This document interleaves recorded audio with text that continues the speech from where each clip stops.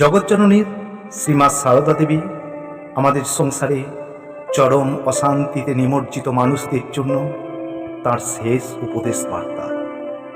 যদি শান্তি চাও, কারো দোষ দেখো না, দোষ দেখবে নিজের।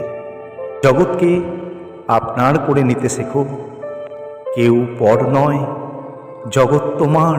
ঠাকুর ও শ্রীমা সারদা দেবী কলি যুগে শেষ অবতার ও অবতার সঙ্গিনী। তিনি তো জগৎ জননী, মা জগদ্ধাত্রী, মা কালী, মা সরস্বতী।